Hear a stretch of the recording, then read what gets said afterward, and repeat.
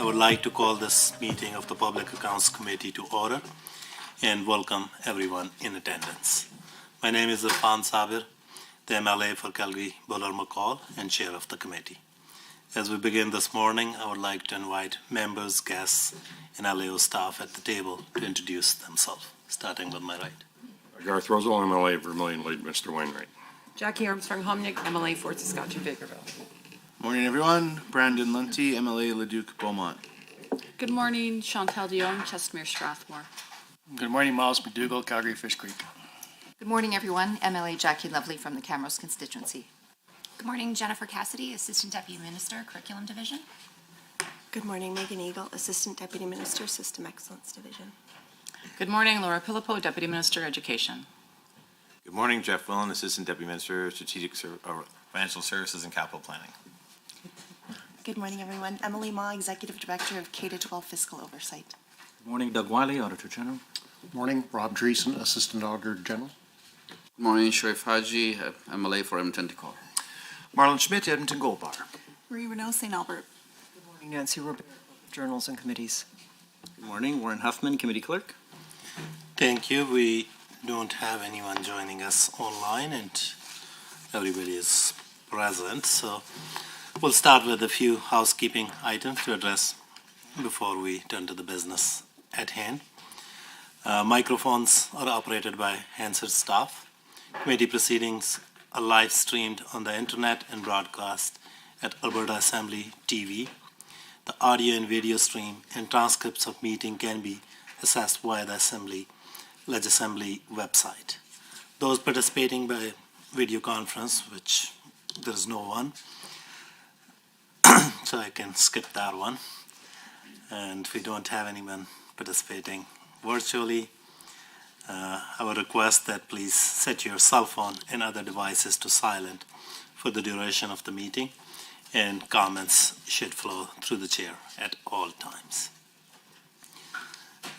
Moving on to agenda. Are there any changes or addition to the agenda?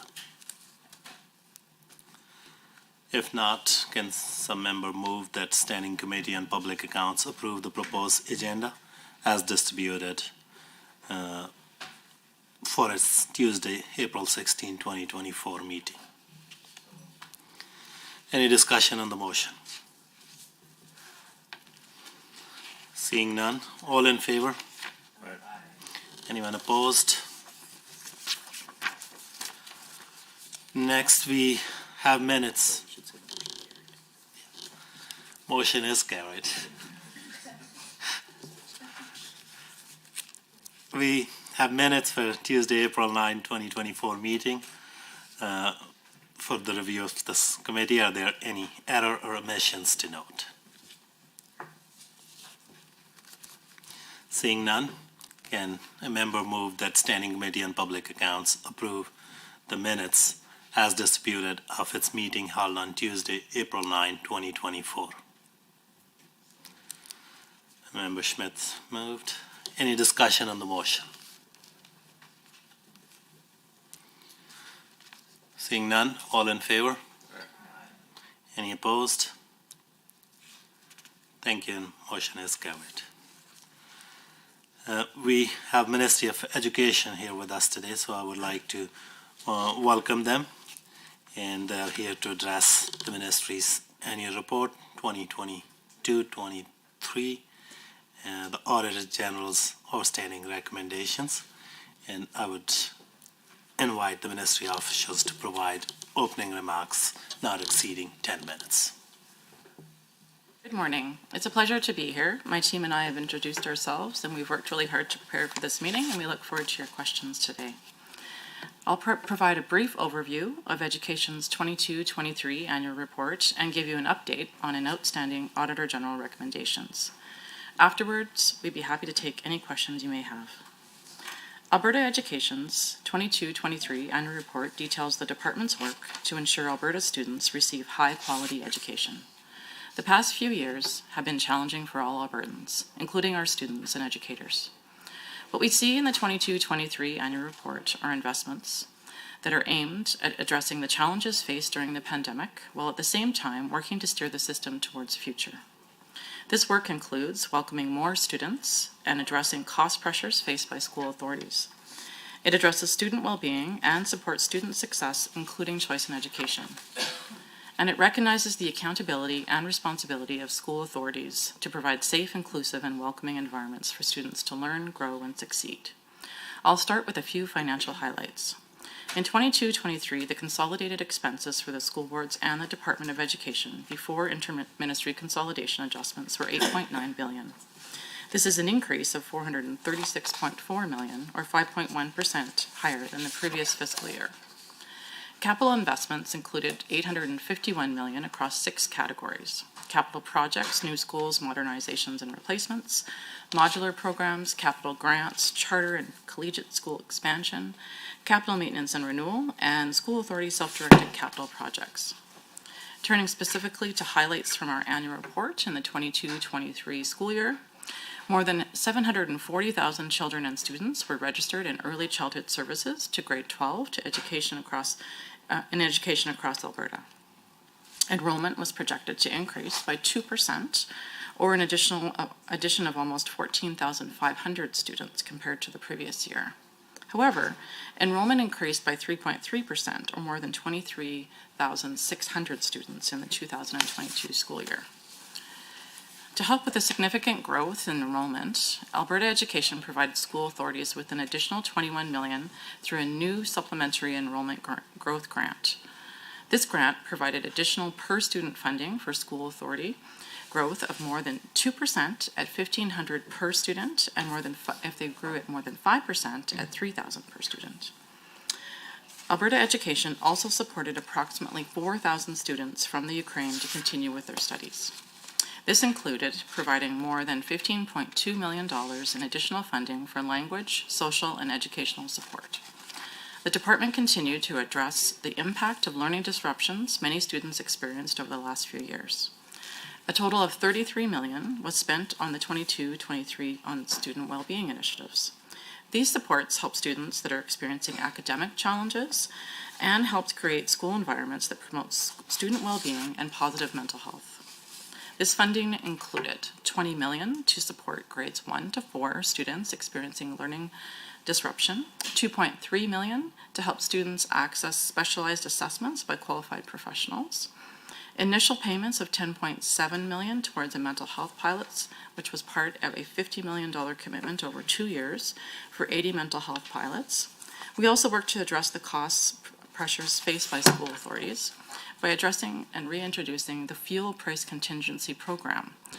This provided more than $20 million in additional funding to help school authorities and families with rising fuel costs during the fiscal year. Transportation funding also increased by $90 million for increasing insurance premiums and parts and supplies. Alberta Education also provided just over $39 million to support the cost of teacher salary increases related to the teacher salary settlement. The safety and well-being of students while at school remains a priority for the department. In 22-23, Alberta Education continued to improve the teaching profession and enhance student safety by establishing the Teaching Commission, establishing the College of Alberta School Superintendents as a legislative professional organization, launching an online teacher and teacher leader registry, introducing a single code of professional conduct which applies to all teachers and teacher leaders in Alberta. Alberta Education also continued to move forward with a new provincial K-6 curriculum to ensure Alberta students have the opportunity to learn essential knowledge and skills for the future. In 22-23, the ministry implemented new kindergarten to grade 6 physical education and wellness, and kindergarten to grade 3 English language arts and literature mathematics curricula in classrooms across the province. New grade 4 to 6 English language arts and literature and mathematics curricula were provided for optional implementation in September 2022. The department also released for piloting updated draft kindergarten to grade 6 science, French first language and literature, and French immersion language arts and literature curricula, which was followed by the release of the final curriculum in these subjects. In 2022-23, Alberta Education continued to promote educational choice for students by supporting partnerships with post-secondary institutions and industry partners to offer more opportunities for career-oriented programming. The Career Education Task Force was established to review career education, and its final report and recommendations will help guide future career education programming. The ministry also worked to establish additional collegiate programs focused on science, technology, engineering, and math. And throughout 22-23, the ministry continued to collaborate with Alberta's Indigenous communities to further reconciliation and foster relationships between schools, First Nations, and Métis parents, caregivers, students, and communities. This work included enhancing framework agreements and targeted funding to strengthen educational outcomes for Indigenous students. Alberta Education continued to work 4 main outcomes related to achieving its mandate. Our first outcome is Alberta students are successful. Student success was achieved through several key initiatives, including the implementation of new province-wide curriculum to grade 6, English language arts and literature, math, physical education, and wellness. In 22-23, $48 million was invested in renewing the K-12 curriculum. This funding was used to support a wealth of new resources on the bilingual online platform, New Learn Alberta, for teachers, parents, students, and other education partners. Student success was also achieved through support for financial literacy programming, student mobility programs, and international language and cultural programs, and the ongoing support for French language education. We also worked to support student success by increasing opportunities for hands-on learning through collegiate high school. As early grades, the department also worked to implement mandatory literacy and numeracy screening assessments through grades 1 through 3 to ensure young students are building a solid foundation for academic success. The department's second outcome is First Nations, Métis, and Inuit students are successful. This was achieved by strengthening education programs, policies, and initiatives, supporting the development of educational service agreements to enhance outcomes for First Nation students by establishing agreement standards, and working with the federal government to streamline how First Nations people access key services such as education. We also worked with school authorities to share Indigenous education data, respond to updated legislative requirements, and enhance grant accountability. Alberta Education's third outcome is Alberta has excellent teachers, school leaders, and school authority leaders. We work to achieve this outcome through several initiatives, including funding of $16.6 million to support the development or procurement of learning and teaching resources, and $14.6 million to support learning opportunities for teachers implementing the new curriculum. Bolstering the teacher workforce in high-demand regions and high-need areas. This included support for the Northern Teacher Bursary Program, Bridge to Certification Program, Rural Practicum Program, among other grants and programs. We also strengthened the kindergarten to grade 12 education system through the College of Alberta School Superintendent Act, which was proclaimed and enforced in 22-23, and strengthening the teacher profession's disciplinary process. In 22-23, Alberta Education introduced a new United Code for Professional Conduct for Teachers, and the same rules apply across the province. Finally, I'd like to speak to the ministry's fourth outcome. Alberta Education System is well governed and managed. Our department worked to achieve this outcome through the following actions. Targeted funding of $110 million over 3 years to support student well-being and positive mental health.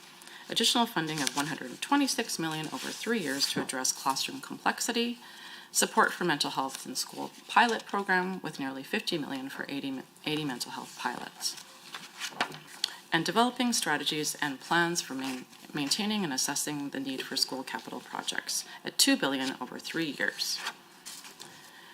Overall, while the results are strong, we work to be able to know that there's room for improvement in some areas, and we will continue to work with our students and educators. Thank you. Thank you. I would now turn it over to the Auditor General for his comment. Mr. Wiley, you have 5 minutes. Thank you, Chair. We had 3 outstanding recommendations relating to this ministry. The first was that there was actually 2 recommendations to Northland School Division and 1 directly related to the department. So let me speak to the 2 related to the Northland School Division first.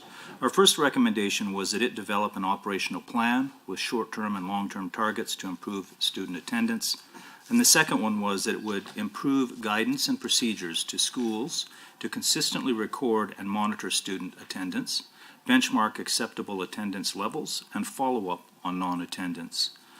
We also issued one recommendation, as I'd mentioned, to the department, and that was to exercise oversight of the division to develop and execute that operational plan and ensure that the plan identified resources needed and how those results would be measured, reported, and analyzed.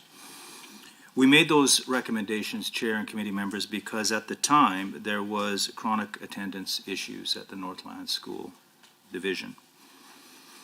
The timeline for those recommendations were they were originally made in 2015. We did a progress report in 2018, and the department has indicated in your briefing materials that those recommendations are ready for us to do our follow-up work. They're asserting that they have implemented the recommendations, so we're hoping to do that work, start that work this summer, Chair. I'd like to just spend a couple of minutes and draw the committee's attention to page 61 of our December 2023 report. And in there we report that there are 90 recommendations that were made by the individual school jurisdiction auditors. And that's of 76 school jurisdictions. There were 90 recommendations made. Those recommendations really are grouped into three areas. Areas for improvement in IT, financial reporting, and internal controls. So within our mandate, Chair, we are required to report to the Legislative Assembly on the results, a summary of the results of the individual audits of the school jurisdictions. It is worthy noting that the 90 recommendations were made to 32 of the 76 school jurisdictions. So that's 44 did not receive any recommendations, Chair. So on that note, I will close and turn my time back to the committee. Thank you, Chair. Thank you. We will now proceed to questions from committee members, and we will begin with the official opposition. You will have 15 minutes. Thank you, Mr. Chair. Before I get to my questions, I just want to follow up on something the Deputy Minister said. You mentioned a $33 million investment into student well-being, and then you mentioned specialized assessment.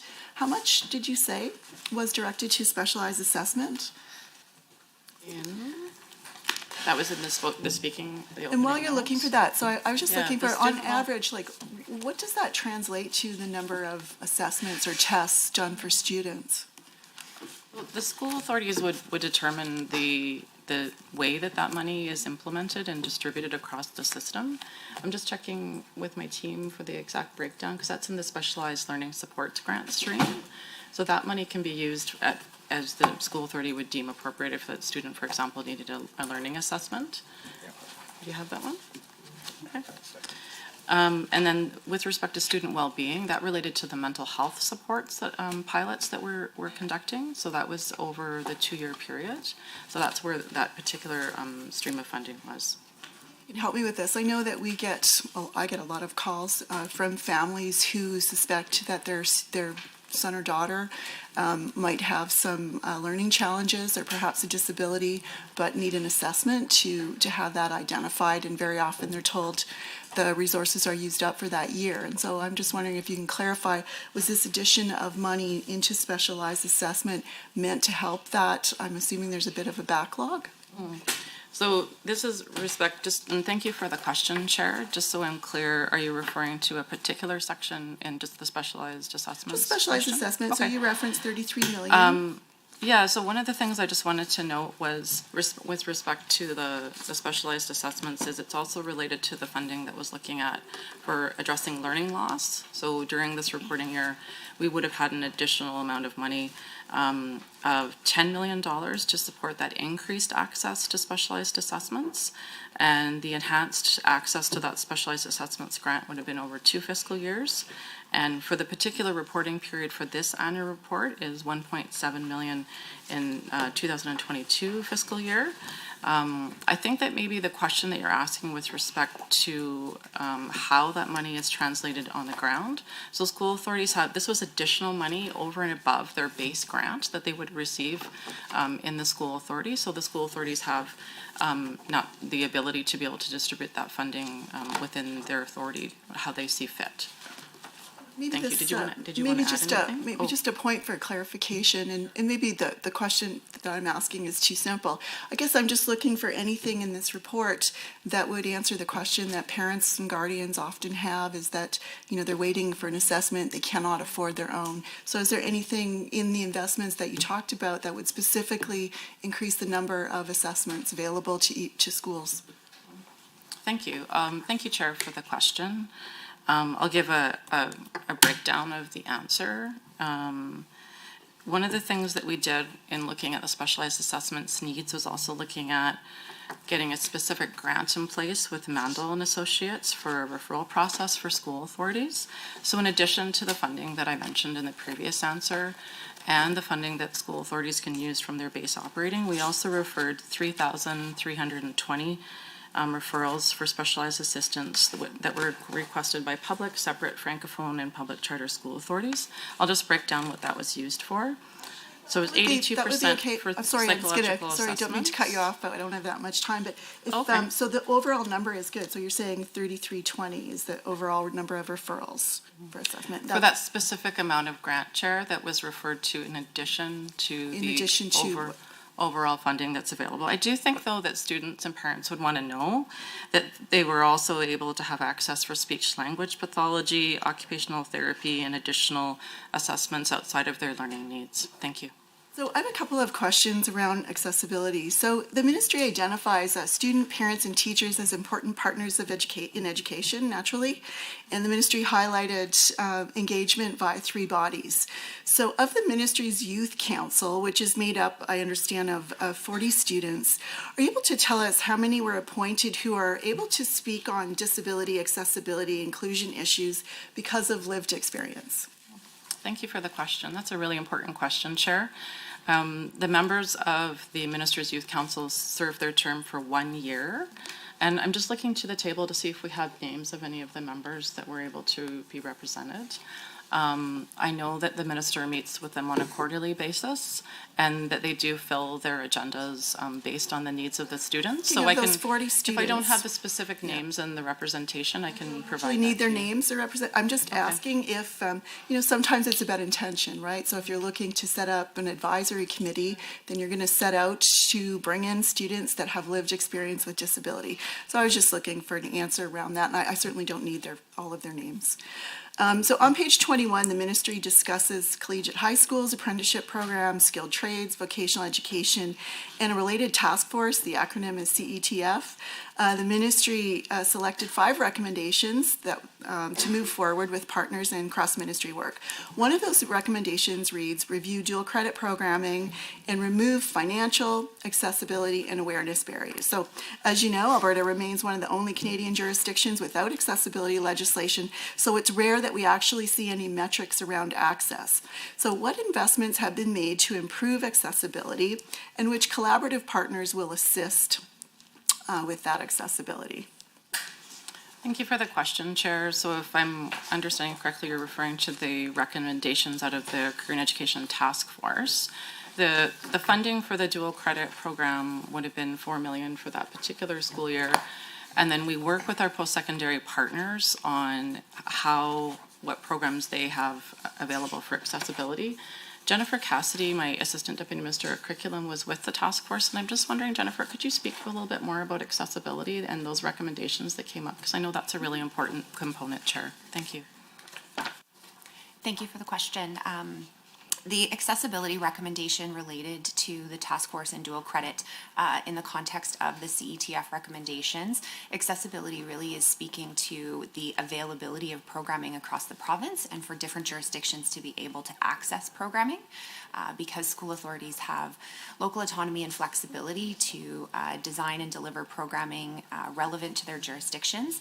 There is various levels of accessibility of programming across school authorities. And so the task force really looked at that and thought very carefully about a recommendation that would support future investments and a review of dual credit to ensure that students, say in metro areas versus rural areas across the province, north and south, east and west, have reasonable accessibility to opportunities. Thank you. In broad terms, is there, around these recommendations and the work that will obviously come out of these recommendations, I understand accessibility can mean a lot of things. I'm asking about accessibility specifically for people with disabilities. And so I'm wondering if these recommendations, if the word accessibility applies to them and how that applies to them. Jennifer, did you have anything? Thank you for the question, Chair. I don't know if we have anything additionally to add on how the recommendations So came let's up from move the on. report, Chair. We know Thank students you. with disabilities paid a heavy price during COVID, as all students did, in terms of mental health and wellness and skill acquisition. So on page 17 of the annual report, the ministry discusses investment, as you mentioned in your comments, your opening comments, a $50 million investment into 80 mental health pilots. I'm wondering if, I don't expect them to be read out, but I'm wondering can you point to where we might be able to get that list? That is one thing. And out of these pilots, and again, I don't need you to specifically point to, but can you tell the committee or explain to the committee as you made decisions on what pilots would proceed, how are you encouraging accessibility and inclusion for disabled students through these 80 mental health pilots? So was there specifically any kind of decisions made around investing money in these pilots that would address specifically the needs of disabled students? Thank you for the question, Chair. I'm just going to talk a little bit about the process. So when the application went out for the mental health pilots, we would have considered the applications from the school authorities themselves. And the consideration of what we get from those applications is how we would assess the framework for how those mental pilots were awarded. I'm hearing, Chair, that you want a specific answer around accessibility and what was considered. I know that from what my team has given me that we had also a couple things that we considered with looking at some of the needs in our First Nations communities. So we did, in addition to the pilots that were the 79 pilot projects that had just over 46 million, we also provided funding for Alexander First Nation. In addition, we also had individual pilot projects that could be ranging from anywhere from 8,000 to just over 2 million. And those needs are identified. Again, I'm running out of time and I need to get through these questions. I'm sorry. So I appreciate that. And I don't expect you to list them all. I guess what I'm trying to ask, and I'm not doing a good job of asking, is that, as you make these financial decisions about where to invest, you're likely looking at how can we invest to ensure Indigenous students have what they need, or students that are refugees from the Ukraine. So I'm looking for something similar for students with disabilities, and I'm getting the sense that that wasn't sort of one of the criteria, and if it was, I'm happy to be corrected. But I'm going to move on to curriculum. So on page 18 and 19, the ministry notes $96 million was spent on developing and implementing curriculum. Would the ministry provide a detailed breakdown of how those funds, those $96 million, were spent? Thank you for the question, Chair. Just to put the answer on the list, you can find those pilots online, Chair, if you would like to look at those on alberta.ca. And the transparency of the reporting of our curriculum funding is important. So we have a distribution of that funding between what goes to the school authorities and what is distributed between the department. I'm just going to ask my ADM of curriculum to break down the funding between the two streams, if you wouldn't mind, Jennifer. Thank you. Thank you for the question. In the 22-23 year, curriculum implementation funding was supported with investments of $48 million overall. And so there was grants of $14 million directly to school authorities at a rate of $800 per teacher who was implementing curriculum to support professional learning opportunities. There was also grants paid directly to school authorities in the amount of $16.6 million to support learning and teaching resources. That was paid at a rate of $45 per student to support over 369,000 students participating in the implementation of new curriculum. The department also invested over $10 million in learning and teaching resources supports that were made available provincially. So we procured and licensed resources, made that information available so that all school authorities had opportunity to engage with those resources. Classroom piloting was also taking place during the 22-23 school year for K-6 science, French first language arts and literature, and French immersion language arts and literature. The piloting teachers that participated in that process were also supported with nearly $600,000 in funding to provide release time to participate in professional learning opportunities as well. So what are the ministry targets and expected outcomes for the new curriculum? Thank you for the question, Chair. When we look at the targets, we also look at how we assess children coming out of the curriculum. So one of the things that we look at for curriculum, and Jennifer, if you'd like to step in, please let me know. But I would just like to talk about the way that the supports are outlined in supporting both the resource side and then how the teachers teach the particular areas of during the pilot process. Targets and outcomes of the new curriculum? Jennifer, did you want to speak to curriculum in general? Make it kind of relevant to the report. I apologize. 18 and 19. So what my question is, I'm asking about the ministry targets and expected outcomes specifically for the new curriculum. Chair, I'm just going to refer that to my ADM of curriculum, please. Thank you. Thank you for the question. Related to the implementation of new curriculum, there was a substantive focus on ensuring that curriculum had a strong knowledge base that focused on numeracy and literacy outcomes. And so as new curriculum is implemented, there will be, we would wholly expect to see, as Deputy Minister Pilipao mentioned, improvements in our assessment outcomes related to new curriculum. Those will take, as new curriculum is implemented, it does take a number of years as well then for students to both move through the learning of new curriculum and to be assessed appropriately against it. And so those, the implementation component parts for numeracy and literacy are really about, in that K-6 spaces, are really about building really strong foundations for students. Thank you. We will now proceed to questions from the government side. And you also have 15 minutes. Thank you. Chair, through you to the Deputy Minister. I want to start off by thanking the department for being here today. The work of Alberta Education is essential to ensuring the success of Alberta students who represent the next generation of Alberta's workforce and society. Under Key Objectives 1.2, page 21 of the annual report mentions that collaboration that took place between education and the Ministry of Advanced Education, post-secondary institutions, and industry associations to facilitate student learning opportunities in apprenticeship, skilled trades, and vocational education.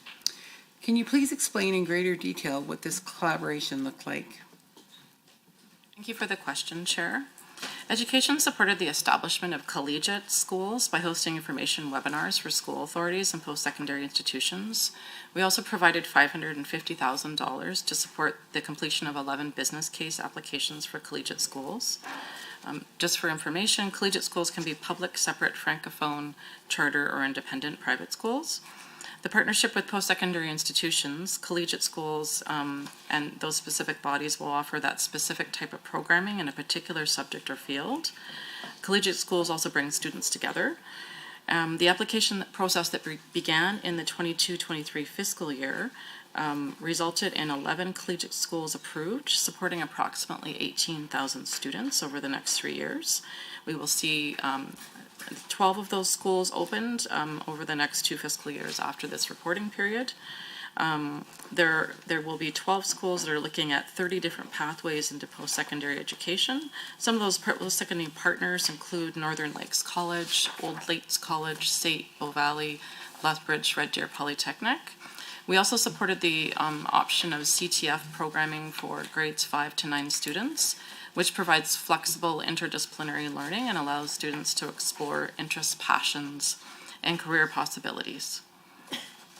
Thank you. Chair, through you to the Deputy Minister. Can the department explain the criteria that must be met to receive the funding, and why is this funding necessary?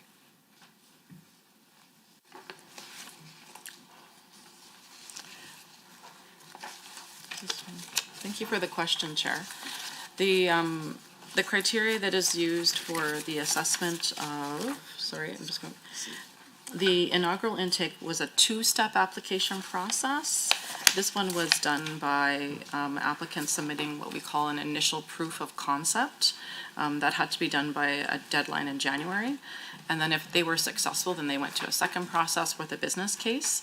Applicants were eligible to receive $50,000 conditional grant if their initial proof of concept was successful. And then those funds were used to incur the cost of the business case, and then allowed those school authorities to be able to hire subject matter experts. Thank you.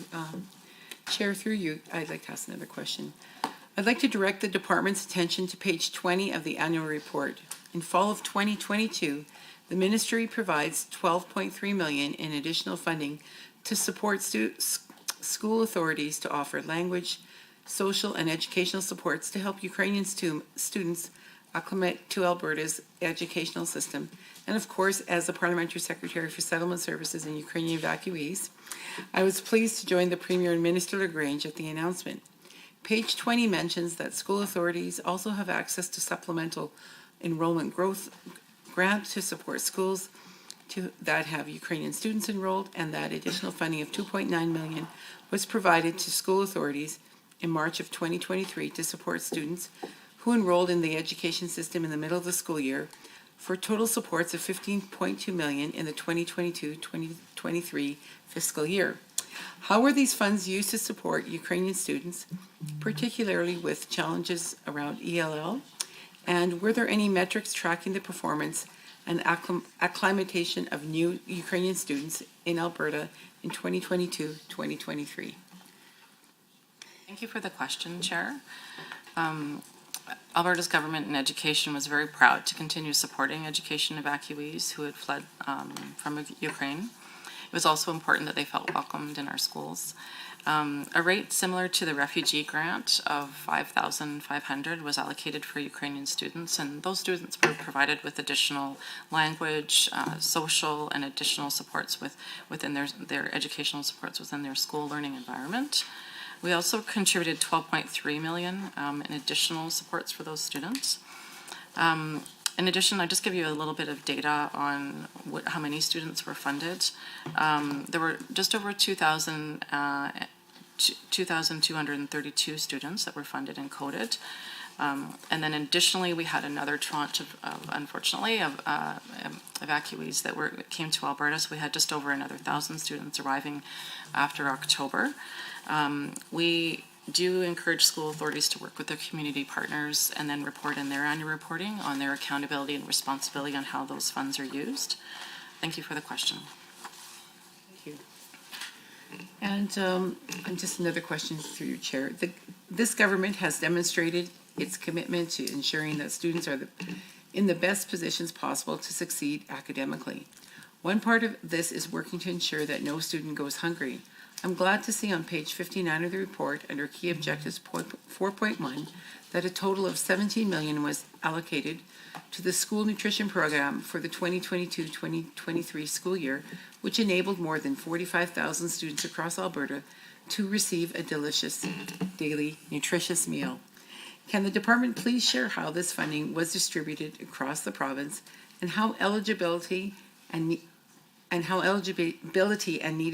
needs were determined for this program? Thank you for the question, Chair.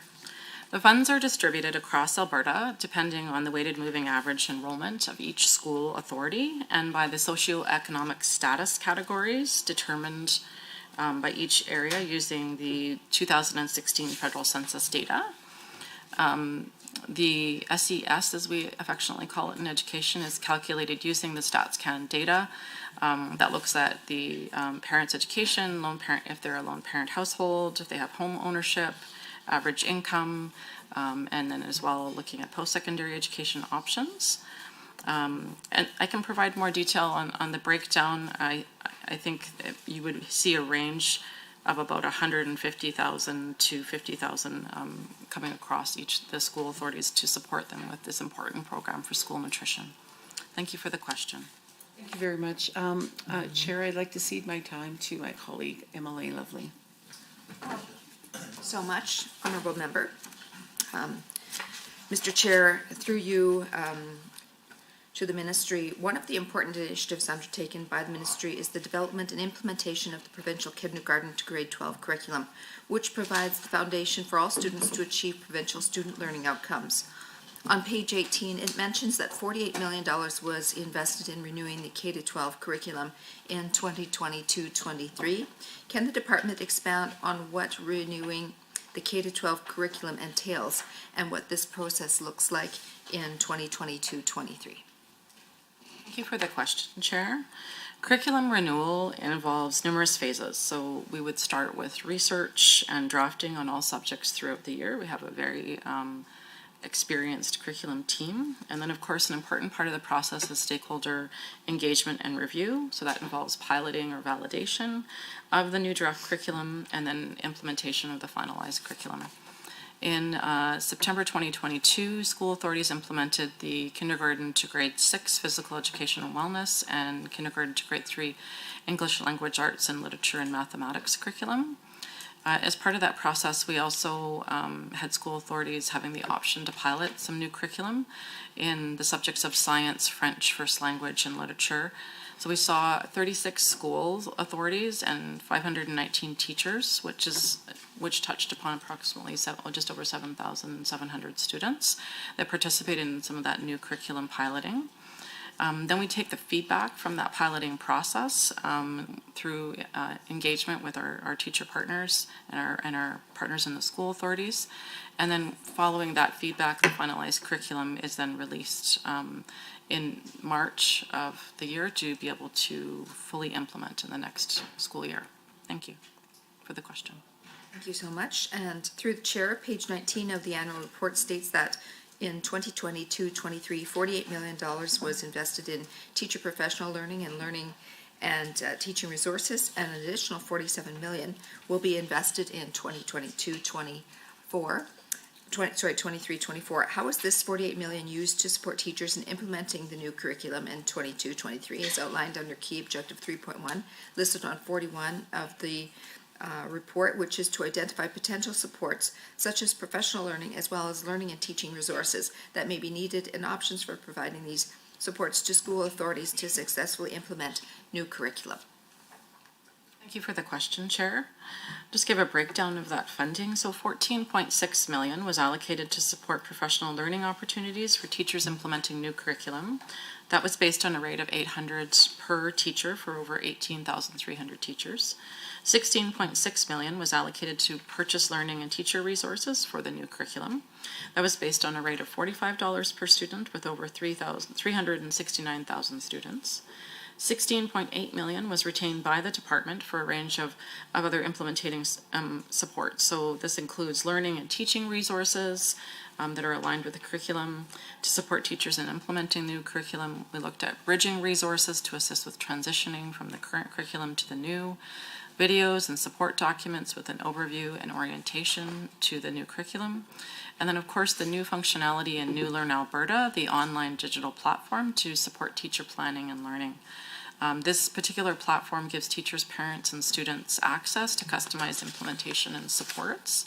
And there's over 14,000 digitized resources both available in both French and English to support the launch of this curriculum. And we continue to renew the resources throughout the year. Thank you for the question, Chair. Thank you so much for the answer. Through the chair, to you, a key priority of this government is reducing unnecessary red tape. Page 62 and 63 of the annual report highlights the work done in 2022-23 to achieve key objective 4.4. Can the ministry expand Further on, what was done in the past fiscal year to reduce red tape and increase assurance for parents, schools, and operators by streamlining financial and governance practices for private schools and private early learning school operators. In 22-23, the ministry reduced 757 regulatory requirements. How did the ministry ensure that cutting this much red tape didn't have a negative impact on the quality of the education system? Thank you for the question, Chair.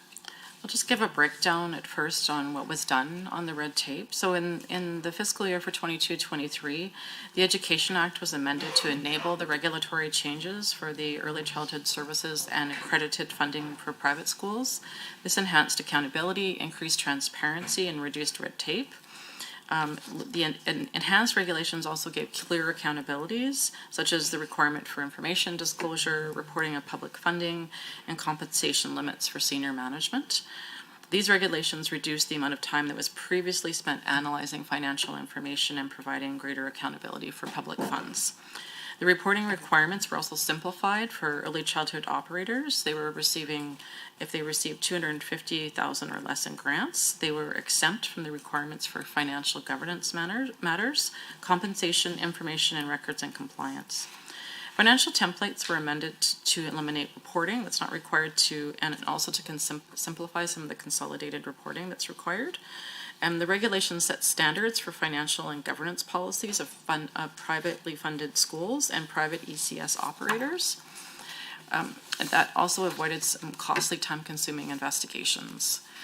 With respect to the second question, Chair, we reduced 757 regulatory requirements.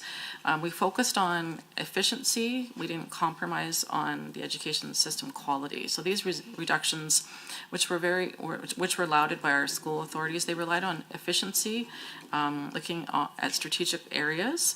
We looked at continuous monitoring by the branch teams, safeguarding against any unintended consequences, and maintaining system integrity. The reduction strategy primarily targeted duplication and process simplifications, so that ensured essential information flow from stakeholders remained robust without duplication, and that we were able to provide have a more agile reporting system. Thank you for the question, Chair. Chair, I see on page 42 of the report that the Alberta Education continues to support the growth and development of the teaching workforce through several teacher certificate and bursary programs, as well as agreements with education partners. One of the programs listed is the Northern Student Bursary Program. Can you tell us about that? I'd be happy to. Thank you. Thank you for the question, Chair. In 2009, to support the attraction and retention of certificated teachers, the Northern School in Northern Alberta, we developed the Northern Student Teacher Bursary Program. We partnered with the Northern Alberta Development Council under Jobs, Economy and Trade. Thank you, Chair. Thank you, Deputy Minister. We will now proceed to questions from the official opposition. In this rotation, you have 10 minutes. Thank you, Mr. Chair, and thank you for the preparatory work that has gone into this. Appreciate it. So, in the opening remarks, the ministry projected 2% enrollment increase, but ended up having 3.3 increase, which kind of necessitated a 21 million investment, the new supplemental enrollment growth during the reporting period. So my question through the chair is that you must have used a method to come up with the 21 million that was to support an anticipated almost close to 10,000 students. Can the ministry help this committee with the methodology that informed this 21 million? What method have you used to come up with the amount of money that needed for the growth? Sure. Thank you for the question, Chair. There's two processes when we prepare for our budget in the spring. We seek feedback from our school authorities using their projected forecasts for enrollment, and those numbers inform based on using data on population growth and forecasted enrollments. We also work, and specifically to the question, Chair, on how the calculation was done for the supplementary enrollment growth. And it's really glad you asked that question because that's the purpose of that grant. We get the frozen count of students from our school authorities by the end of September. So once those students have joined in our school system, and that Per capita, to the most part? I'm sorry, Chair. If I would just finish my question. My answer, I can help you. The frozen count is on the actual students that were funded for in the supplementary enrollment growth. And that grant provides additional per student funding for that school authority growth that is greater than the set thresholds. I just want a specific answer just to make use of the time, whether it is per capita or in a granting format. So I just wanted to understand that. It's per capita, Chair. Thank you. Thank you. If it's in the form of per capita, the ministry also supported more than 4,000 students from Ukraine, including more than with about 15.2 million additional funding. This includes for language and social educational support. So, with your help, what I'm seeking is to understand why we have allocated 5 million for almost 10,000 students, why we have allocated more than 15 million for 4,000 students. So I want to understand the method behind, if it is per capita, why this disparity? Thank you for the question, Chair. Just for clarification, are you referring to the funding that was specifically for the Ukrainian evacuees? Yeah. Thank you. I'm just wondering if my SFO, Jeff Willen, Chair, can respond to that question. Thank you. Sure, thank you for the question. So to understand the question is you're asking if there's a different rate between supplemental enrollment growth funding that was provided for unexpected student enrollment growth and the general population. Mm-hmm. So that was funded through the supplemental enrollment growth, which was roughly $20 million in the 22-23 year. With respect to the 4,000 Ukrainian evacuees, we used the rate that was similar to what we provide for refugee students, which is $5,500 per student. So that equated to more additional dollars for those types of students that came in under that situation. And as we know, those students required additional services such as EAL, other social programs with respect to adapting to a new country, coming from a situation obviously was very traumatic for those individuals that were forced to evacuate their country. So again, in summary, we provided $5,500 per student from the Ukrainian for up to the 4,000 students, and the supplemental enrollment grant funding was based on growth over a threshold of which was either funded at $1,500 per student or at $3,000. Yeah, thank you. So you have used some complexities factors that were incorporated to that makes the difference. Correct. Okay, thank you.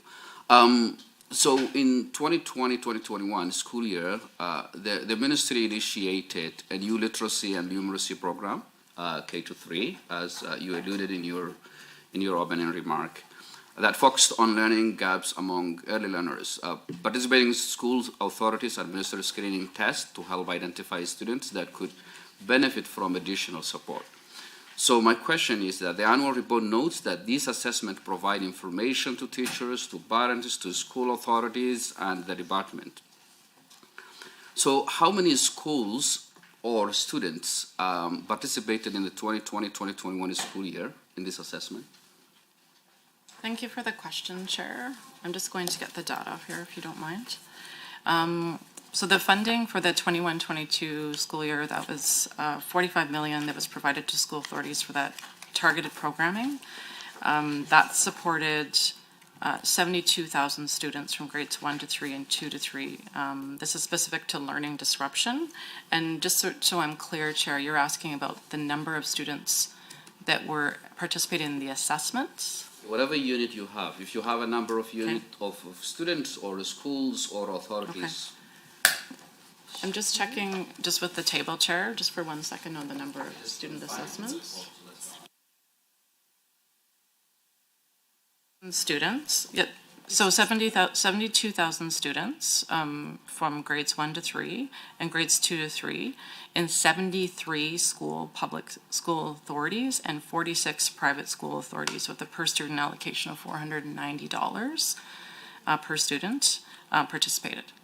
So the follow-up question I have, this is an important metric which will help in terms of decision making. But I'm wondering why this metric is not used in your performance metrics of the report. With respect to the metrics that we form for our business plan and our annual report, these particular metrics are used to assess the learning disruption during a particular point in time during COVID for the learning disruption. And then we do assessments, which we introduced new learning assessments during this year. I'm just wondering, Megan Eagle, who's responsible for assessments, do you want to talk a little bit about the performance metrics related to the assessments? So there's just 45 million, about 72,000 students participated. It's an assessment tool that I expect that will inform in terms of decision making, whether it is quality of education or any other decisions, but it doesn't show, it's not shared with Albertans through either the business plan or the annual report as a metric. Thank you for the question, Chair. I'm just going to have to consult with my team here on that particular one because I don't know if we have a metric that we can refer to. Is there anything you'd want to add? Chair, is it okay if my ADM? Thank you. Thank you for the question. Thank you, Deputy. In terms of the learning disruption funding, we respect the autonomy of school authorities to determine the needs that their students require. And so we've provided this funding to support 70,000 students in 22-23. And the school authorities determine the best use of those funds to support those students in need.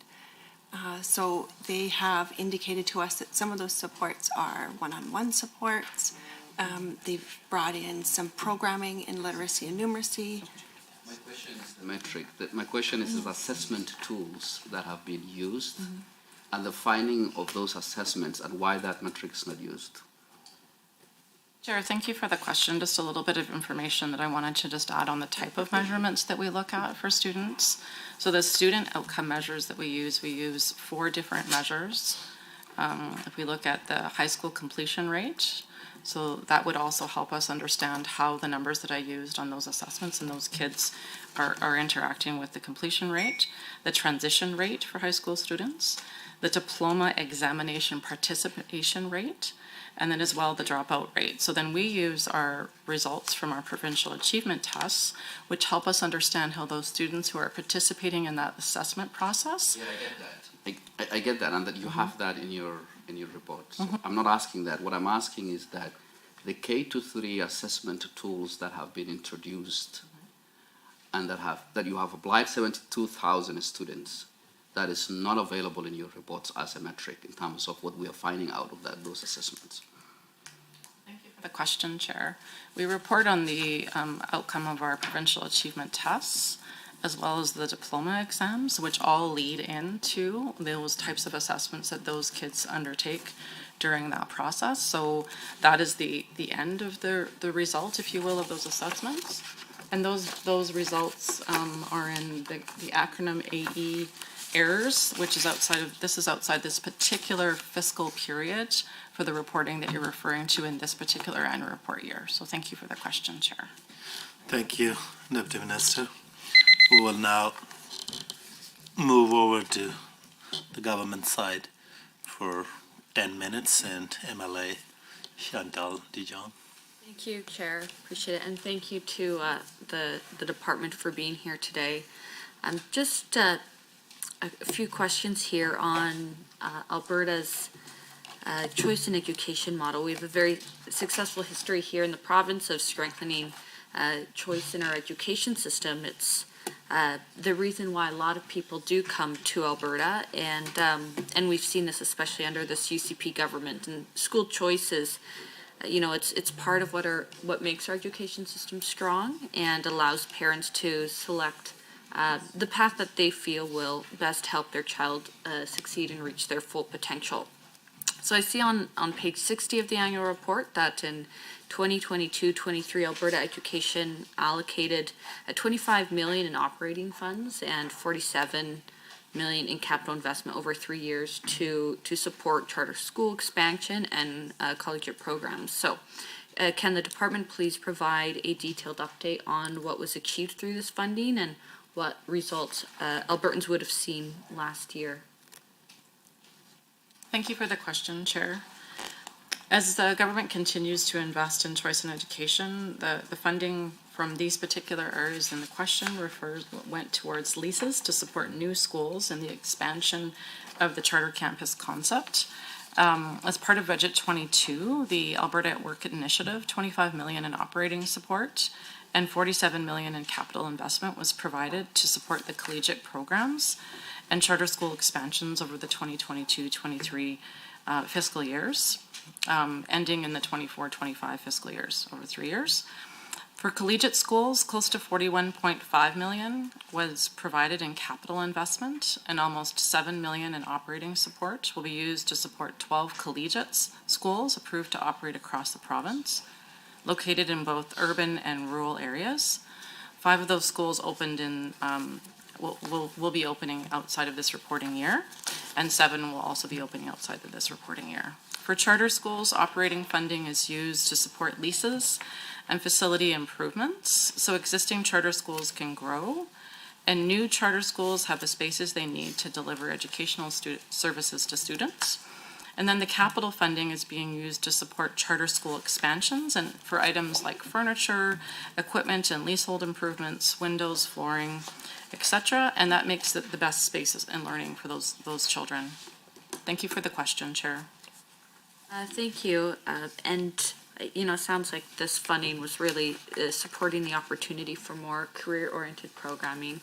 So if there's anything else you wanted to add on how this funding is supporting those opportunities, you can. But also on page 14 of the annual report, it states that in 2022-23, the ministry established the Career Education Task Force to review career education in Alberta. So can the department provide an overview of the recommendations and the provincial framework that was presented by that task force? Thank you for the question, Chair. Alberta Education did convene the Career Education Task Force in September of 2022 to review the career education in Alberta and provide recommendations on a provincial framework to guide future career education programming. The recommendations from the task force included increase the ease of access to off-campus education for all students, regardless of where they attend school, review dual credit programming to remove financial accessibility and awareness barriers, develop and fund teacher training opportunities for career technology studies and career and technology foundations program, develop and promote career education scholarships for students, enhance how career education programming is measured and evaluated. In addition, Alberta Education continues to collaborate with advanced education and the post-secondary institutions within that system, as well as industry associations, and we work to facilitate student learning opportunities in apprenticeships, skills, trade, and vocational education. And the results of this work can be seen in some of the collegiate schools that were produced. Thank you for the question, Chair. Through the chair, thank you. Switching now to modular classrooms, certainly these offer many schools in the province a short-term solution to ease enrollment pressures. I see on page 61 that the report states in the 2022 capital plan that there was 118 million over 3 years for the modular classroom program, which provides modular classrooms to address student capacity requirements. So can you please, can the department through the chair please provide an update on how many modular classrooms were funded in 22-23, and how does the department determine where these modular classrooms are placed? Thank you for the question, Chair. In Budget 21, there was an additional 59.5 million provided in education's capital targets to supplement the 25 million that was already identified, for a total of 84.5 million for modulars. And then in addition, in Budget 22, over this reporting period, due to the COVID market conditions, we had some supply chain constraints that impacted the production of units approved in May of 2021. As such, the regular program did not occur, and the focus of the program was to continue manufacturing and delivering the large number of units that were approved in the previous budget year, Budget 21. So then that the modular classroom program funding was then reprofiled to the capital maintenance and renewal program. The market conditions proved to be challenging to produce new modular units in 22-23. As such, the focus for that cycle was the optimization of the current modular inventory, including the right sizing of schools through the relocation of underutilized units and demolition of units that were past their life cycle. So in summary, the program approved 19 units, relocated 52 units, and demolished 48 aging units. And then with respect to the question, Chair, on how we would determine where modulars are placed, the cycle begins each fall when education submits input from the school authorities, inviting them to give us their requests. And then we, staff, analyze and provide a list of recommendations to the minister. As part of that review process, we complete an in-depth analysis of each of the modular classroom submissions. We look at 4 categories: health and safety, enrollment growth, program requirements, and evergreening. And within that, modular programs and health and safety we're making sure that students are prioritized at the first and foremost for health and safety. And then we look at the other categories around enrollment, program requirements, and evergreening. Thank you for the question, Chair. Thank you. And now, continuing on with what we were chatting about earlier, with career education, key objectives, or key objective 1.2 on page 21 of the annual report, talks about increasing opportunities for hands-on learning experiences through college at high schools, apprenticeship programs, vocational education.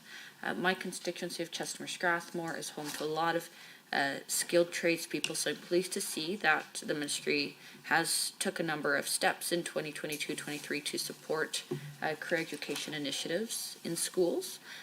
So in addition to the career education task force that you referenced earlier, there were also a number of other career development programming initiatives that were supported.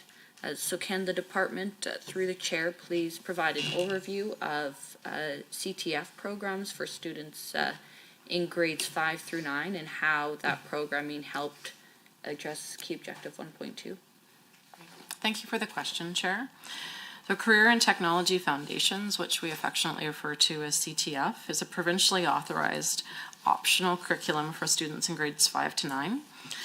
This enables schools and teachers to design unique career development programming to meet students' interests and then also their needs while they're leveraging some of the community resources. So the students have a really unique opportunity. They plan, design, create, and implement solutions for relevant real-life problems. They engage in hands-on challenges that help develop work skills, practical knowledge, and shape their career interests and identity. CTF is a student-focused program, and it supports interdisciplinary learning that fosters the development of literacy and numeracy skills, as well as competencies like communication, collaboration, and problem solving, as well as social, interpersonal, and life skills. An example of a CTF challenge is the hands-on popping of the hood, where students identify and practice vehicle care basics, which are associated with automotive service technician programs. The CTF also provides a foundation for students that are transitioning into that career and technology studies in grades 10 through 12. Thank you for the question, Chair. Thank you for the answer. Thank you. We will now move to the official opposition for another 10-minute block. MLA Sharif Haji. Thank you, Mr. Chair. My question is under key objective 2.4a. The metric is to measure the high school completion of self-identified First Nations, Métis, and Inuit students. So target was achieved, 68% was the target which was achieved prior year. So Indigenous students continue to lag behind compared to the general public. So through the chair, I'm wondering why the department did not set a new target to measure progress. If a target of 68% 8% was of completion was achieved prior year. Knowing that we have 88% for the general public, I'm wondering why we did not set a new target that can be measured and progress on. Thank you for that question. I think this is a really important question, Chair. One of the things that we wanted to do in understanding the supports that are provided to First Nations students and look at that achievement gap in education, when we looked at how would they also transition out of high school, and we wanted to do a little bit more research with Grant McEwen. We also wanted to work with our First Nations school authorities to really understand what that dropout rate is. So we spent some time looking at that, what some of the temporary interruptions might be with our school authorities for students' education. And then some of the self-identified First Nations and Métis students who don't complete high school and that ECS to grade 12 system. We also worked to understand and get a little bit more research from our First Nations school authorities on what some of those things might be preventing them from completion. We also focused on looking at some needs for some of the specialized learning grants, which Chair, the member, asked about earlier. So those grants, to get to your question, look at facilitating the provision of specialized supports and services. So that will help that student with some specialized learning supports to help get them to completion. And then looking at increasing opportunities for those students to receive coordinated. My question is simply that we had a target of 68% for Indigenous students. In the general public, we have a target of 88. We've already achieved the 68. Why are we not setting a new target? I understand the complexities, but what I'm saying is that if you have already achieved your target, why don't you set a new target so that you can see your progress? And do you mean that there was no target in 22-23 report? The report sounds like that target was achieved last year and it is good. So there is already 20% in between the general high school students and Indigenous populations. Thank you. Thank you, Chair, for the question. Just so I'm clear, I'm looking at the 5-year end rate for students. So it was 73.1 in our annual report for 2017-2018. You're asking why we didn't set a new rate? Is that so I'm clear? We look at the data over a series of this reporting period, and then we would recalculate using the formulas that we have from our Treasury Board and finance colleagues. I'm just going to check with my finance team. Is there any more technical advice that you would provide on the performance metric and why we wouldn't change it? Just looking to, Chair will ask SFO Jeff Willen to just give a bit more detail on the performance metric. Thank you. Would you be able to provide that? Would you be able to table that to the committee? We could provide that Thank you. in writing after. Mr. Chair, I'll cede the rest of my time to the member. Thank you very much. I want to talk about federal funding for educational authorities. Page 86 of the budget breaks down federal revenue, stating that about $140 million was realized from the federal government. Can the Deputy Minister tell the committee how this money is distributed? And by that I mean, does the federal government provide that directly to the school boards, or does it give it to the province, which then allocates it to the school boards?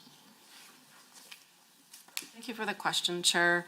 The funding that comes to the school authorities from the federal government is usually done in partnership when we look at what we call OLEP funding and funding that goes through for language. And I'm just going to ask my finance team to give a little bit more detail on the distribution of that funding.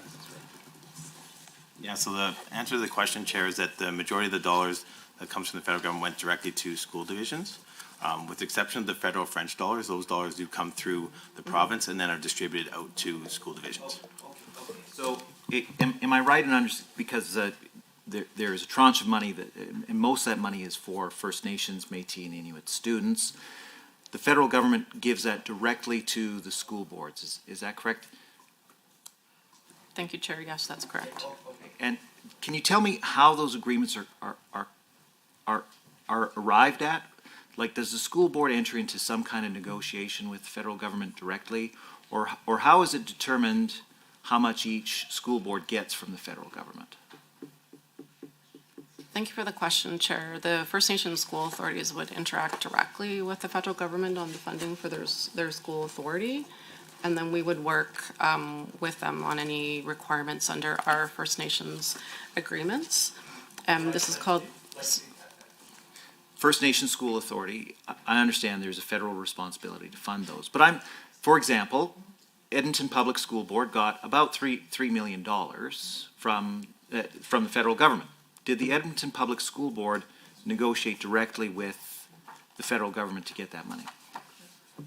Thank you for the question. So as an example, there, a school authority such as like Edmonton Public would work directly with the school, with the federal government on an education service agreement that does not involve the department. So did the department in 2022-23 identify any problems with the way the school authorities come to those agreements with the federal government? Thank you for the question, Chair. I'm just clarifying what you mean by identifying any problems, as we're not involved in the engagement of the education service agreement. Okay. So you don't supervise those in any way? And there has, like, the department obviously reviews how the school boards do their work, broadly speaking. Some of that money is funded from the federal government, which is developed in agreements that the school boards apparently develop independently with the federal government without provincial oversight. Is there any reason for the province to suspect that there's anything wrong, untoward, disadvantageous to Alberta students going on with the current arrangement, or with the arrangement that was in place in 2022-23? Thank you for the question, Chair. So we do have standards that are in place to oversee the funding. I'm just going to ask Chair if SFO Jeff Willen can speak a little bit more detail about those standards. Thank you. Sure. Yeah, so thanks for the question, Chair. So, yes, so there are standards that the Alberta government has addressed with school authorities when they're entering into education service agreements with First Nations.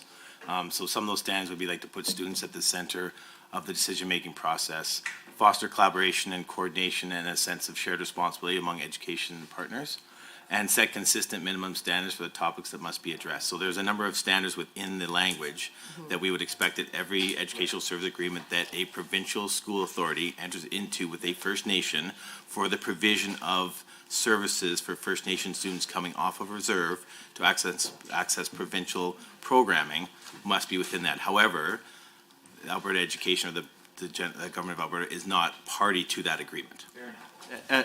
But when you establish standards for those agreements, do you monitor the compliance with the standards at all?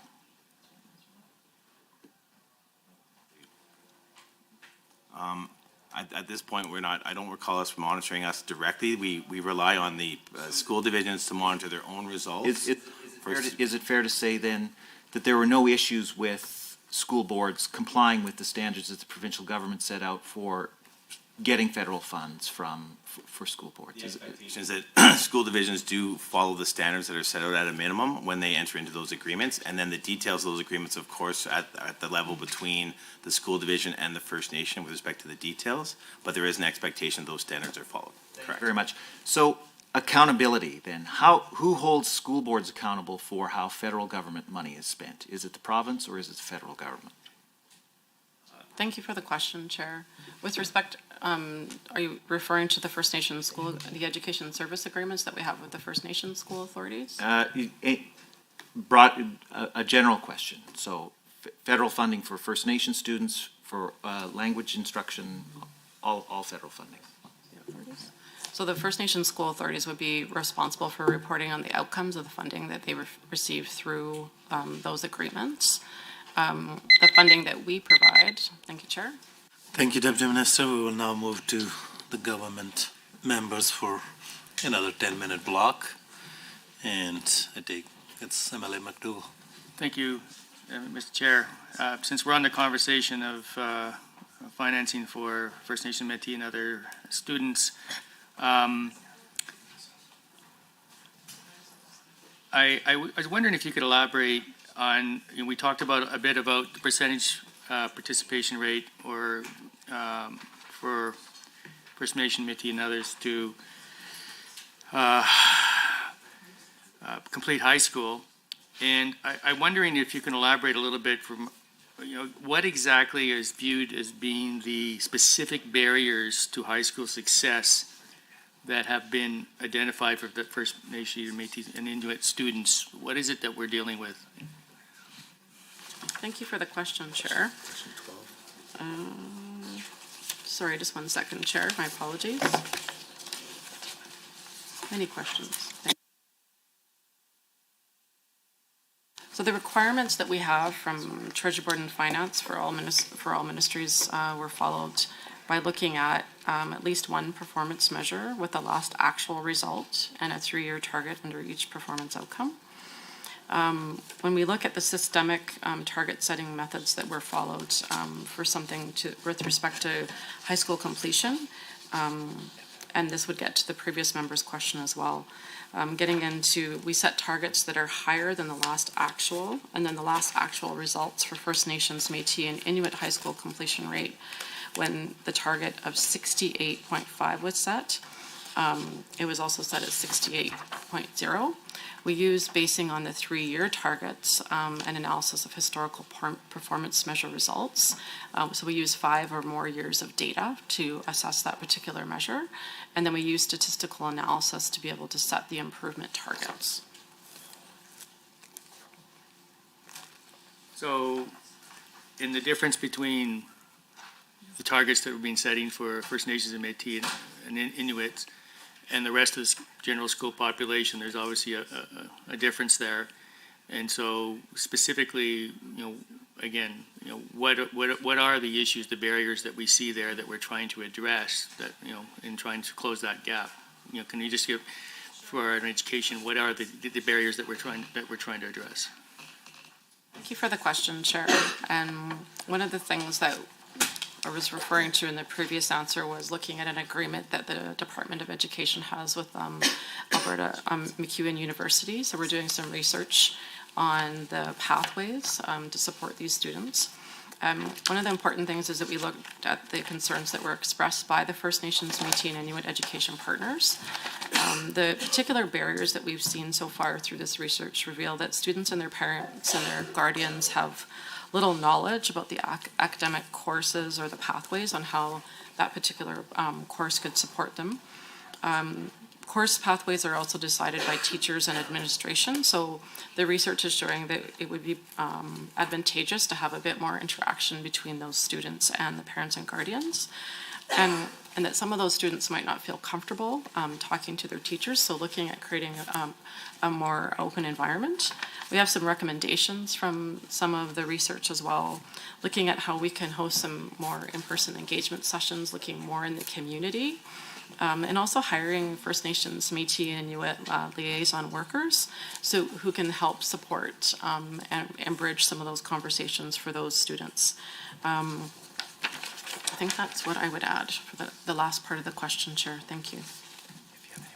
So, given that we've identified some of these issues, and I would, assume, or ask if, part of the reason why we're getting improvement here is because some of these actions that you've taken are leading to some success. And I'm just wondering what those specific actions that you did in the fiscal year that might have aided in that success, and what are the metrics that you're using to measure those specific actions? Thank you for the question, Chair. I just wanted to readdress looking at the systemic education gap and looking at our Alberta education assurance measures through our assurance framework, including the 3-year and 5-year high school completion rates, the dropout rates, and the transition rates. Our assurance measures from 2010 to 11 school year, we've remained constant, and we think that there's a good comparison of analysis. So if we look at the gap reduction that we've seen from a 3-year high school completion, we've narrowed that gap by 8.2%, and in the 5-year high school completion, we've narrowed the gap by 12.3%. To address some of those barriers, we've also looked at some specific programming and dollars. So the Specialized Learning Supports Grant, which I referred to earlier, that really helps provide First Nation students with some provision of specialized supports by offering them a customized learning support plan. that can meet the needs of those students while building the capacity of those First Nations schools to be culturally competent and create that safe space, that specialized learning environment for the First Nations students. We also have increased opportunities for First Nations students to receive coordinated education supports and services that are responsive to their needs. We provided $550,000 in funding to support the development of new framework agreements with interested First Nation school authorities, and that enables the department to share guidance and advice and provide financial support to meet local needs. And then we provided $3.5 million projected to provide in planning, looking at additional funding that we can provide and consulting with communities on how we could help bridge some classroom to communities, and that's some future work that we were looking at in that reporting year. And the effectiveness of all of those things does affect our high school completion rate, and then looking at how we're narrowing the gap. Thank you for the question, Chair. Thank you. Page 59, the annual report outlines the specialized learning supports that are available to students across the province, and in 2023, February 23, $126 million three-year investment was announced to address classroom complexity. I've been hearing an awful lot about from parents and teachers about some of the challenges of increasing classroom complexity in my community, and particularly with students with greater diversity of needs that need to be met in the classroom. So can you, Department, please elaborate on how this increasing complexity is affecting the Alberta's classroom, and how this funding was used in 2022-23 to help address these challenges? Thank you for the question, Chair. Classroom complexity is an important issue that I think we saw coming out of the various waves of COVID in the classroom. In 22-23, we provided $1.4 billion for those specialized learning needs. And that helps address some of the complexity, and to unpack complexity within that particular grant, we look at specialized learning support grant, program unit funding, supporting those students with English as an additional language, the refugee student grant, the First Nations Métis Inuit grant, socioeconomic status, geographic grant, as well as the school nutrition grant. So that helps address some of those complexities for those individual students. It also helps to ensure that every child and student develops some of those recognizes rather that they develop foundational competencies differently. And it also provides funding for those school authorities to be able to provide that continuum of supports and services to meet the learning needs of those students. We also have what we call multidisciplinary supports to support multidisciplinary practice between teachers, educational assistants, and other professions. So the funding that goes into supporting those additional staff in the classroom helps address some of that complexity. Thank you for the question. Thank you. A key focus of this government is to ensure that the students, the training, they need to better understand things like savings and budgeting, spending, and investing, etc. I see on page 19 of the annual report that the Alberta Education invested $5 million over 3 years to enhance student financial knowledge, to grant partnerships with the Canadian companies to deliver the financial literacy programming for grades 3 to 12. In 2022-23, Education invested $3.3 million in financial literacy programming. And page 19 talks about existing grant agreements with Enriched Academy and the Canadian Foundation of Economic Education were extended for another 3 years for grades 4 to 12. What benefits have Alberta students seen from these agreements? In 30 seconds. Thank you for the question, Chair. Financial literacy is a key component of the practical skills that are required for students as they move in throughout their education. So some of the financial literacy programming was an important investment for Alberta education. So to break down, in 2022, students from kindergarten and grade 12, with that investment, they learned a series of skills. So they had opportunities to receive knowledge training on how to manage money, budgeting. Thank you for the question, Chair. Thank you, Deputy Minister. We will now move back to the official opposition for another 10-minute block. Thank you, Mr. Chair. I want to ask some questions around Francophone education, and I want to be specific and clear that I'm talking about Francophone education, not French as a second language, not French immersion. so Francophone education. In 2020, the Supreme Court sided with parents in British Columbia in ruling that inadequate funding from that province violated British Columbians' charter rights to Francophone education. What work did the ministry do in 22-23 to evaluate funding in Alberta for Francophone education in light of this ruling? And I'm curious, how much would the operation budget for Francophone schools have to increase to achieve equivalency? How much would the capital budget have to increase to achieve the equivalency? And how much would the transportation budget have to increase to achieve equivalency? Thank you for the question, Chair. One of the, it's important when you're looking at cases in other jurisdictions on how we respond in Alberta. And one of the things that we have spent some time doing with our Francophone school authorities is take some time to understand their needs. Specifically, we formed a capital working group to be able to understand what their specific capital needs were and where some of those challenges were. And then I know that we've also worked with them to understand how we can support their operational authority. They all fall under the same funding formula that we used for WMA. And then we have, oh yes, thank you. We created as well in response to looking around at basically the conversations we've had with our Francophone school authorities, a specific French language branch that is dedicated to serving and understanding the needs of the Francophone school authorities. I would have to, Chair, provide a more detailed summary for the table on the breakdown of the funding.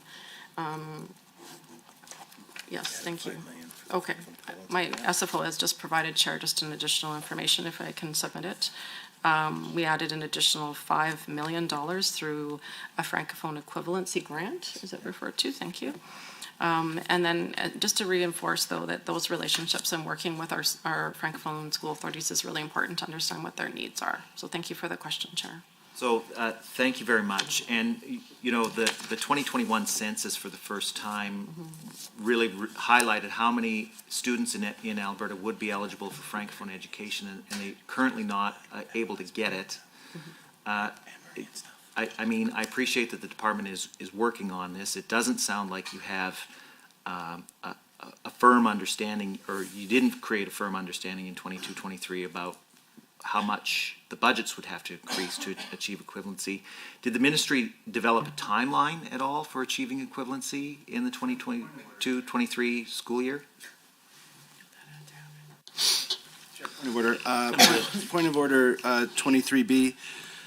Member opposite is asking a line of questioning which is well outside the scope of a committee. In this case, being asking for a forward-looking policy implementation as opposed to referring specifically to actions that occurred in the annual report in the 22-23 year. Thank you, Mr. Chair. Thank you, Mr. Chair. If I could clarify my question. My question was specifically around whether or not a timeline for achieving equivalency for Francophone education was developed in the 2022-23 fiscal year. I think I'm not going to find this a point of order, but I will urge all members to tie their question closely with the report under discussion. Thank you for the question, Chair. Two things were done within this reporting period, Chair. We, with respect to whether or not there was a timeline established, when we set up a working group with our our Francophone school authorities, we would establish the terms of reference, which would outline the goals that we're trying to achieve within that working group. We also then provide publicly our funding manual, which outlines where the funding is provided to those school authorities. And I think it's fair to say that it's an important ongoing relationship with our Francophone school authorities to address their needs. And that census data was an important piece of data that we looked at in that reporting period to inform budgets going forward, as well as our capital working group. Thank you for the question, Chair. Thank you, Chair. One final question. So page 62 of the annual report indicates that the Education Department facilitated funding for 2 Francophone schools in 22-23. Can the Deputy Minister explain exactly what that means? Was that infrastructure funding that came from the province for those schools, or was it from some other source and education just move the money from one area to another? Thank you for the question, Chair. The official term that we would use for moving the money would be flow-through, so we would say that it would be related to the funding that we get with the federal government. It's called OLEP funding, and we would work with the Francophone school authorities on their needs through that funding, as well as facilitate the partnership. I'm just asking my SFO if there's anything you'd like to supplement for that. Thank you, Chair. Sure, just further that process, is that we work with our four Francophone authorities each year with respect to any particular capital requirements they may have with respect to upcoming school construction or projects.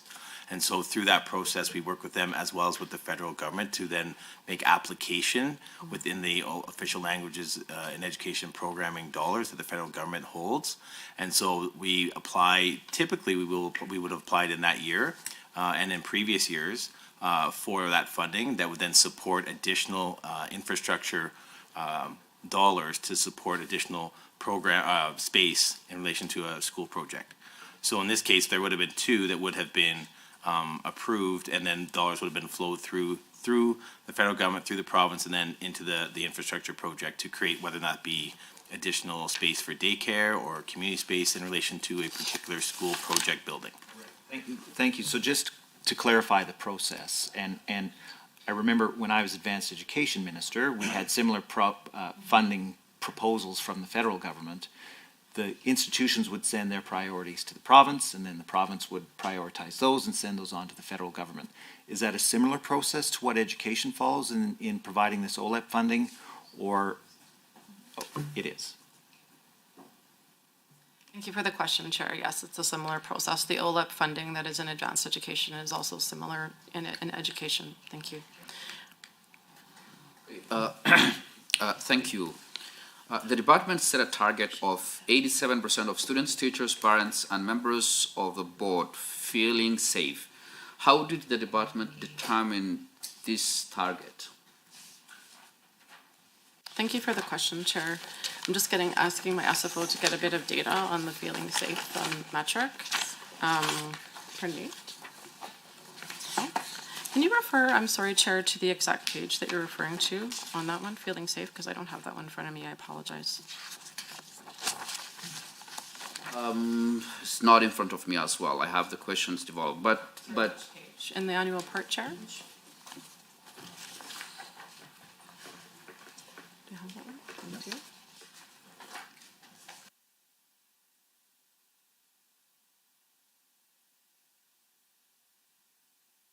Chair, I'm just going to ask my SFO, Jeff Wellen, if that's okay to answer this question. Thank you. Did you find? Yes, we have an answer. Thank you. Yeah, so I think the question is in regard to the safe and healthy, safe and caring and healthy learning environment. Yes, under outcome 4. Is that correct? Yeah. So in 22-23, 84% of students, parents, teachers, and school board members agree that schools provide a safe, caring, and healthy learning environment. The target, I believe, for that year was 87%. yeah, how do you follow the target? And so targets are follow the process that is outlined from Treasury Board and Finance, where we look at the last actual as a starting point, and then we look to have an improvement over the last actual, and then there's a look back at the previous data analysis of a minimum of at least 5 years to show the trend with respect to that particular measure, and then targets are set then for the next 3 years. So going back and looking at the last actual, looking for an improvement on that, and then also factoring in a 5-year trend analysis is preferred, and then that's how you get your 3-year target. So during the reporting period, we did not achieve the target of correct? Thank you for the question. One of the, so I'm clear, Chair, that you're asking why the satisfaction results were lower? Yeah, you have a target of 87, and you have achieved 84, meaning that you're behind by 3%. Thank you for the question, Chair. So I can answer the question. Two components during this reporting year that affected the results of this particular metric. We changed our surveying methodology. We used to do telephone surveys, and we moved to online surveys. So we usually like to see a period of time, to my SFO's comment, of 5 years to be able to see how that data is creating an accurate reporting. So we think that we had a different type of response rate. We also would see that the surveying was taking place during the Omicron wave of the pandemic. So we look at the conditions that the respondents are replying to when they're looking Watching at the the safe and time, caring. so, Thank you. so a change of For the methodology, is what you've just said. But in fact, WCB claims for violent assault against the staff almost doubled during the reporting period. Why is the department not alarmed by this? Are you referring to a specific section in the annual report on the WCB claims? Thank you for the question, Chair. No. No, but this is okay. The supplementary information that you provided in the report show that the student sense of belonging has worsened from 84 to 81. In fact, satisfaction of the quality within the schools has gone down from 85 to 79. And satisfaction to space and the quality of the space has also gone down. Thank you, member. We will now move to government side for a 10-minute block of questioning, and MLA Lunty will lead us off. Right. Thank you, Mr. Chair, and through you, thank you to the department officials for joining us this morning and providing some information on this important topic. I'd like to begin my questions in relation to some early assessments in math and language. So this is key objective 1.3 on pages 22 and 23 of the annual report. That's, of course, to implement grade 1 and 2 assessments in language and math to help assess progress in the critical early years. So I know how important it is for students to develop literacy and numeracy skills in the early years of their education. So I'm glad to see that this direction was implemented in 22-23. Page 23 mentions that the assessments provide information to teachers, parents, and school authorities and department about potential student learning issues and needs, and identify areas where early support may be necessary. Through the chair, is there any data that was obtained through these assessments that the department can share with this committee today? Thank you for the question, Chair. The Alberta Education provided assessments are available free of charge to school authorities. When we look at assessing those students in the early years, it does provide that essential information about potential learning issues, as well as ensuring that students that are at risk early on are getting the help that they need to be successful. When we look at the learning disruption funding, in 21-22, we provided the $45 million for that funding. We helped about 70,000 students in grades 1 to 3. And then the following year, additional $10 million was provided for learning loss to help another 50,000 students. Looking at the feedback from our school authorities, we looked at risk kids in grades 2 to 4. And then looking at an additional $10 million to accelerate some more funding for learning loss interventions to target about 20,000 at-risk grade 1 kids. So it was those kids that were really behind in some of those key areas of learning. School authorities must report on the use of these funds to ensure that they were used appropriately. So those funds were used to hire certificated and non-certificated staff, purchase materials, supplies, and interventions. And we would look at intervention support such as one-to-one or small group learning for students. Some of that funding was also used for professional development as well. Thank you for the question, Chair. And through the chair, thank you. I'd like to turn my attention to something that the Auditor General made reference to in his opening remarks, the recommendations surrounding the Northland School Division. As was mentioned, there was 2 recommendations to the division itself, and then, of course, there was one outstanding recommendation to the department to oversee the development and implementation of a plan by the Northland School Division to address their recommendations. So I am pleased I was pleased to hear that that all these recommendations have been completed and they're awaiting a follow-up audit. And certainly would like to recognize and thank the department for this excellent work. And I would ask through the chair, can the department please share how education worked with the Northland School Division to oversee and ensure the development and implementation of a plan to improve student attendance? Thank you for the question, Chair. I'd be happy to talk about how hard our department has worked with the Northland School Division. We developed an oversight plan which guides the department's work in providing oversight and guidance in support of Northland's efforts to improve student attendance. Northland's also developed and implemented an attendance improvement operational plan that outlines numerous strategies to improve student attendance and engagement. Northland has standardized its attendance tracking process in schools across the region and the division, and they're also providing ongoing guidance and training to those schools and recording and monitoring attendance. My staff meet monthly with the Northland's Director of Student Attendance and meet quarterly with the Superintendent to provide oversight and discuss progress on Northland's attendance plan. Education also has internal attendance subcommittee reviews, and we analyze Northland's attendance results on an ongoing basis to inform oversight and feedback to the division. We also conduct annual attendance monitoring of Northland School in collaboration with the Northland's director. Thank you for the question, Chair. Right, and through the chair, thank you for that information. Certainly exciting to learn about those plans, and hopefully we can see some improved performance. I'm going to transition to everyone's favorite topic on schools, which is capital projects. I see on page 61 of the report that key objective 4.3 was to develop and implement strategies and plans for maintaining and assessing the need for school capital projects.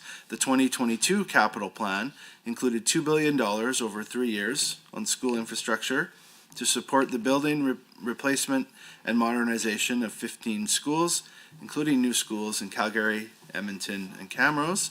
So through the chair, can the department provide an update on the progress of these projects in 22-23? Thank you for the question, Chair. A full list of the 15 projects that received new funding on Budget 22, along with their current status, I can summarize. I just wanted to note that 4 of the 15 projects were in design, while the remaining 11 were tendered, awarded to a contractor already in construction. Chair, to the member, would you like me to list the projects? Yes, please go ahead through the chair. The Acme Replacement School is in design. The Evanston Middle School is tendered. Legacy K-9 School is tendered. New Camrose High School is in construction. The Bow Valley High School addition and modernization is in design. The St. Joseph, I won't say that one well, Catholic Elementary School is in construction. And the Blessed Carlo Acuus Catholic School is in construction. The Grand Trunk K-12 School in Evansburg is in construction. The Manning Aurora Composite School is in construction in Manning. In Milk River, the Solution for Milk River and Errol Schools is in construction. In Penhold, the Replacement School, the contract was awarded. In Raymond, the high school the contract has been awarded. In Sherwood Park, the Solution for the Sherwood Park Replacement School is in design. In Slave Lake, the St. Francis of Assisi Catholic Academy is complete. And Valley View, the Solution for the replacement is currently in design. Great, thank you so much. And again, through the chair, do you mind providing a little comment on what kind of oversight the ministry provides to ensure that these projects were on schedule and on budget? Thank you for the question, Chair. We work really closely with the Department of Infrastructure, who is responsible for the delivery of school capital projects, including the management of the project budget and schedule. On a monthly basis, Infrastructure provides education with a report of all active projects, which includes budget and schedule updates. In addition, bi-weekly meetings are held between the ministries to discuss any project-specific issues that require joint action or awareness. Detailed questions about how project budget schedules are tracked, maintained and reported on would always be directed to infrastructure. Thank you for the question. And through the chair, thank you for that answer. Just in 90 seconds or so we have left, I'd like to switch gears again a little bit. Come back to a topic that we have chatted about this morning. Of course, it's extremely important, First Nation, Métis, and Inuit education. I'd like to ask a question about a specific pilot project, page 31. In 22-23, Alberta Education provided $940,000 for the Strengthening Relationships Pilot Grant Program. So this program is aimed at increasing opportunities for First Nations and Métis students, families, and communities to build and strengthen relationships with school authorities by increasing engagement opportunities that reflect local needs, including culture and language experiences. Through the chair, can you please provide an update on the status of this pilot program? Thank you for the question, Chair. In March 23, 7 Indigenous grant recipients were awarded $140,000 for a combined total of $980,000. The grant recipients have completed their interim reporting as of February of this year, outside of this reporting year, and we expect final reporting this fall. Feedback received so far indicates the relationship building between the communities and school authorities is well underway. And those are looking at tailored community needs and also interest with elder participation in the process to support the inclusion of culture and within the activities. And we use specific metrics. Thank you. Thank you. We will now move back to the official opposition for the final rotation. You have 3 minutes to read Thank questions you. and record. These are based on page 16. Alberta school authorities have had access to $1.2 billion in support to mitigate pandemic-related challenges, is the wording that was used. What is the period of time school authorities have had access to this $1.2 billion? Any criteria, and please list any criteria school authorities have to meet to access this $1.2 billion. So where did the $1.2 billion come from? Is this, how much of this is new money? And if you could just even point to a line item and a breakdown of how and where the funds were distributed, if you have that information. Ministry outlined the purpose of the accessible $1.2 billion on page 16, identifying mental health wellness and addressing learning disruptions and gaps. What evaluation matrix, targets, or metrics were put in place to evaluate outcomes of the targeted investment? And how much specifically was identified for mental health? Next on curriculum, how does the ministry evaluate the curriculum implementation plan, and how is the new curriculum effectiveness evaluated against student success? How does the ministry expect the new curriculum to impact high school completion? That's a reference from page 25. And then I also note the partnership with Junior Achievement was renewed for 3 years to train teachers to provide K-6 students with financial literacy programming. I note the ministry anticipates this will only reach 9,000 students. What evaluation was used to support a 3-year extension? How much is the total value of the 3-year renewal? And why is the number of 9,000 so small? And then I will turn it over to my colleague. Yeah, thank you. The department set a target of 87%. Students and teachers and parents feel schools to be safe, but only achieved 84%. My question is why the department is not alarmed by this. In fact, WCB claims for violent assaults against staff almost doubled during the reporting period. Why the department is not alarmed by this. The satisfaction of quality of education in schools has gone down from 85% to 79%. Why the department is not alarmed by this. The quality of space has gone down from 81% to 78%. Why the department is not alarmed by this. The sense of belonging among students in schools have gone from 84% to 81%. Why the department has not alarmed by this. These are some of the questions that I would like some clarification, Mr. Chair. Thank you. Thank you, member. We will now move back to government side for 3 minutes block. Okay. In 2022-23, Alberta Education provided school authorities with an additional $21 million through a new supplemental enrollment growth grant in 2022-23. How did this additional funding support the education system through higher than expected growth? Was it successful?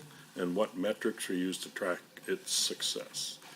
The school nutrition pilot program was reintroduced in 2022-23 with $3 million being allocated to it. The program provided up to $500,000 in grant funding to nonprofit organizations to collaborate with school jurisdictions. Can the department share the results of this pilot program and how the outcomes were measured? And I see on page 42 of the report that Alberta Education continues to support the growth and development of the teaching workforce through several teacher certificate and bursary programs, as well as agreements with education partners. One of the programs listed is the Northern Student Teacher Bursary Program. The report states that in 2022-23, the NSTB program awarded 29 students with 45 bursaries for a total of $324,000, generating up to 74 years of return teaching service in Northern Alberta schools. It's great news. Can you go more into depth about this program and how it has helped to address teacher shortages in Northern Alberta during the 2022-23 fiscal year? That's it. Thank you. I think that's it for the questions, and I would like to thank officials from the Ministry of Education and the Office of the Auditor General for their participation and for responding to the members' questions. And we ask that any outstanding questions be responded to in writing within 30 days and forwarded to the committee clerk. Next, we have other business. Are there any items for discussion under other business? And it should be other business. Seeing none. Date of next meeting. So the next meeting of the committee is on Tuesday, April 23rd, 2024, with the Ministry of Senior Community and Social Services. And with that, I will call for a motion to adjourn. Would a member move that meeting be adjourned? All in favor? Aye. Any opposed? The motion is carried and the meeting stands adjourned.